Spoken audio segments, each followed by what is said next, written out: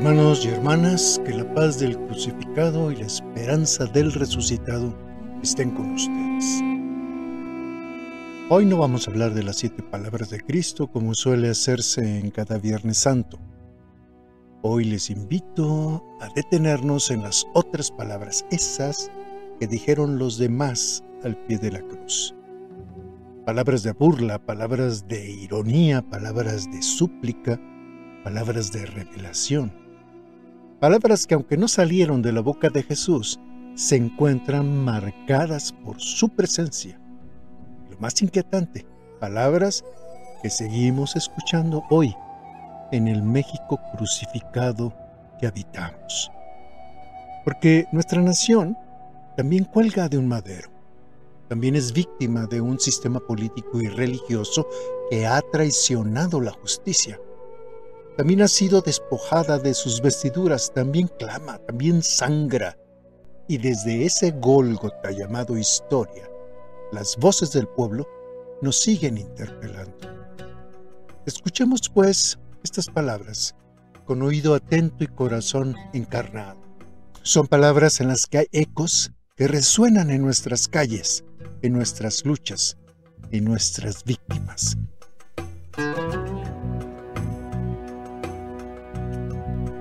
La primera palabra, Jesús de Nazaret, Rey de los Judíos. Juan 19, 15 al 22. En México, Pilato no ha muerto. Vive en las oficinas de los jueces que lavan sus manos ante los feminicidios sin justicia. Vive en las declaraciones de los funcionarios que se dicen neutrales ante la pobreza o la migración. Pilato sigue escribiendo títulos que suenan a burla. México mágico, Estado de Derecho, justicia para todos. Pero como en aquel tiempo, la ironía termina diciendo más verdad de la que pretende. El título sobre la cruz, aunque fue escrito con cálculo político, termina proclamando una realidad que los poderosos no pueden controlar. Jesús es rey, sí, pero no como ellos lo entienden. En nuestro país los crucificados, los desaparecidos, los desplazados, los empobrecidos, son también, por gracia de Dios, reyes y reinas del reino de Dios. Y su dignidad escrita con sangre ya no puede ser borrada por ningún decreto.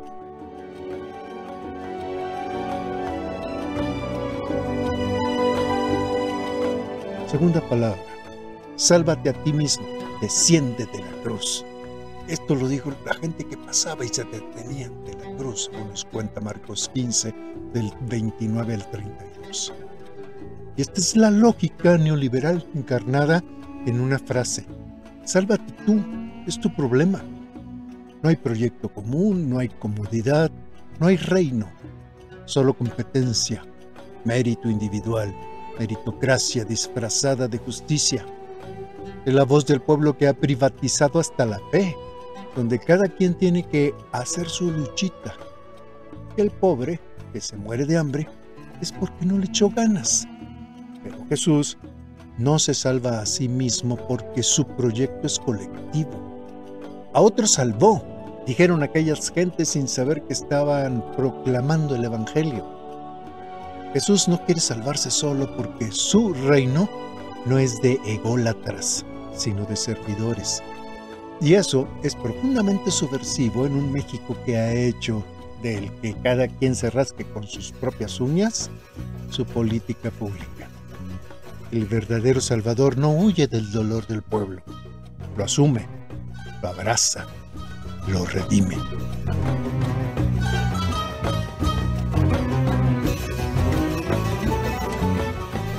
Tercera palabra, acuérdate de mí cuando vengas en tu reino, le dice uno de los sediciosos crucificados al lado de Jesús, según nos cuenta Lucas 23, del 39 al 43.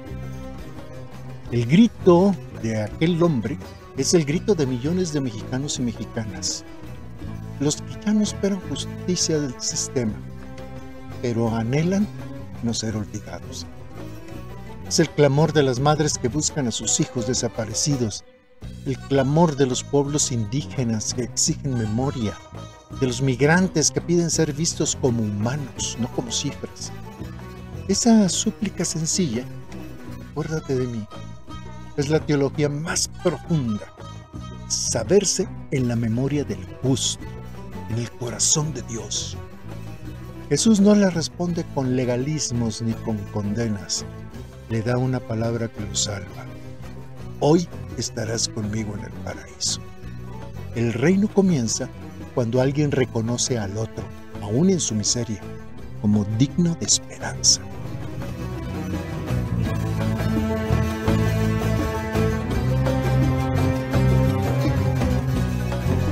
Cuarta palabra. Veamos si viene Elías a bajarlo. Dicen unos que lo escuchan decir, Eloí, Eloí, lama sabactani, según nos cuenta Marcos 15, 34 al 36. Este sarcasmo de los espectadores al pie de la cruz sigue vivo. Hoy lo escuchamos en quienes piden milagros para el país, pero no quieren cambiar su modo de vida. El pueblo mexicano ha querido muchas veces que Elías venga y lo baje. O el próximo presidente, o el ejército, o algún influencer con carisma mesiánico. Que alguien venga a bajarnos de la cruz sin tener que cargarla. Esperan un Dios que resuelva sin exigir compromiso. Pero Jesús no baja, porque Jesús no vino a sustituirnos en el sufrimiento, sino a mostrarnos, a revelarnos cómo atravesarlo con dignidad. No vino a bajar de la cruz, sino a enseñarnos a cargar la nuestra. Y su silencio es una pedagogía. No hay reino sin cruz. No hay justicia sin sacrificio. No hay redención sin responsabilidad. En un país que constantemente busca a quién culpar, pero no asume su propia parte en el drama colectivo, Jesús enseña que el verdadero seguimiento requiere cargar la propia cruz y hacerlo con dignidad, sin esperar atajos divinos.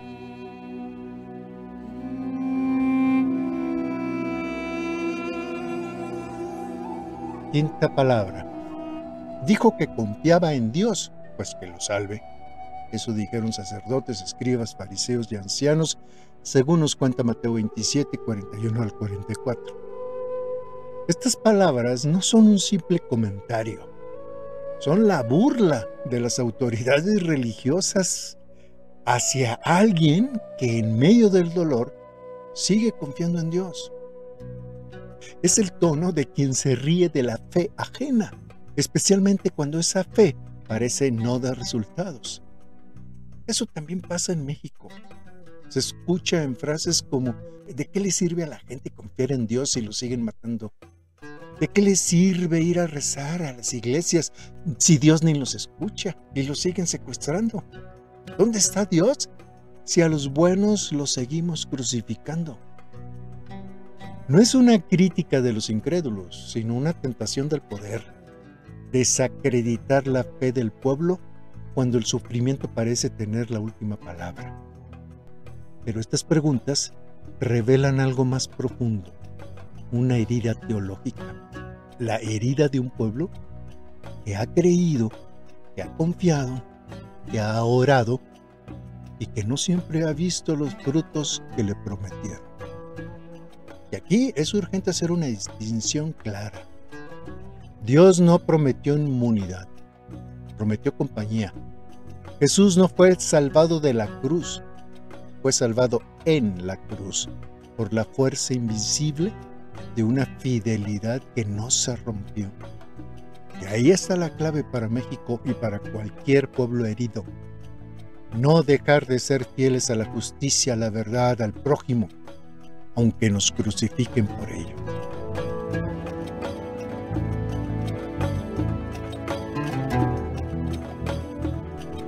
Sexta palabra.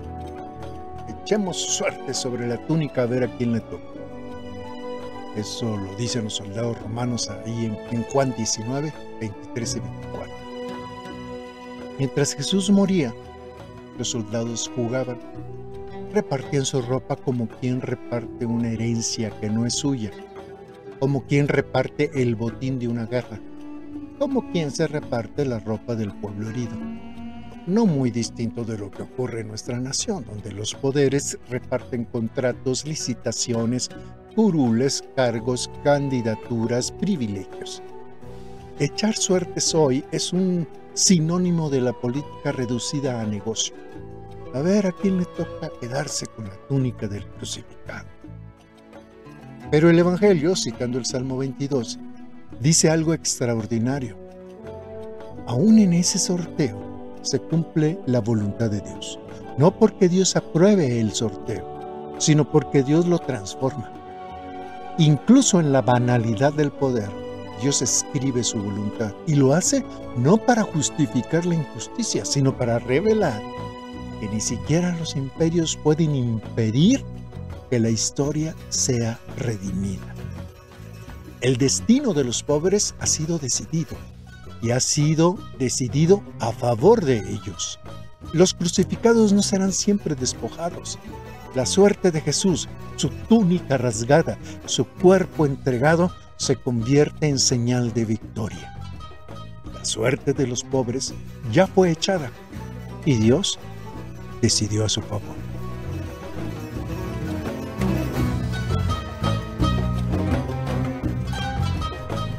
Finalmente, la séptima palabra. Verdaderamente este hombre era hijo de Dios. Y lo dice un centurión en Marcos 15:39. Y ahí tenemos una palabra verdadera. La confesión del centurión es escandalosa, porque viene de un extranjero, de un militar, de un opresor, de un hombre del sistema. Es como si hoy lo dijera un empresario corrupto, un político cínico, un narcotraficante.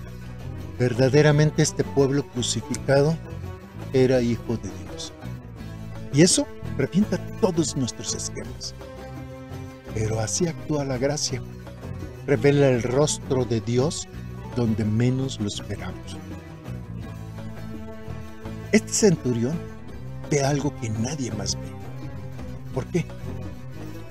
Miró al crucificado y se detuvo ante su dolor y escuchó el grito y no lo ignoró. Lo vio morir con dignidad, con perdón, con ternura. Hoy también México necesita centuriones que se dejen tocar por el sufrimiento, que no se burlen, que no se repartan túnicas, que no pidan milagros, que solo miren y digan con el corazón abierto, verdaderamente este pueblo es hijo de Dios. En México quizás no serán los religiosos los primeros en reconocer al Cristo crucificado en el pueblo. Quizás será alguien impensado que de pronto vea la dignidad de los caídos, el rostro de Dios en los desaparecidos, la fuerza divina en las mujeres que luchan.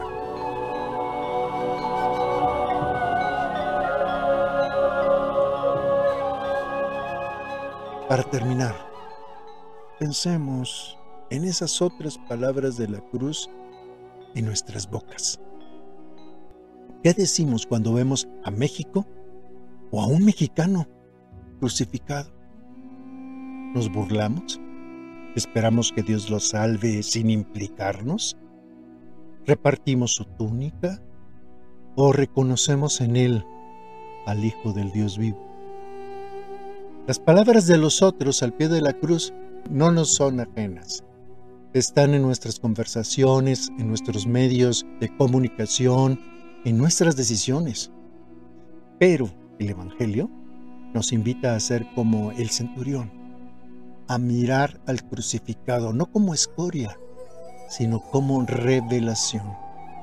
Una revelación de cada madre que busca con dolor, de cada campesino que resiste con dignidad, de cada joven que sueña con esperanza, de cada indígena que cuida la tierra con amor. Allí está el crucificado, allí está el reino de Dios, allí está también la esperanza. Proclamemos no dogmas vacíos, sino palabras como las del centurión, que no nazcan del poder, sino que nazcan del asombro y del reconocimiento. Que nuestras bocas no repitan burlas, sino proclamaciones de fe, y que nuestro México crucificado escuche por fin palabras de vida. Verdaderamente este pueblo crucificado es hijo de Dios. Y eso lo cambia todo.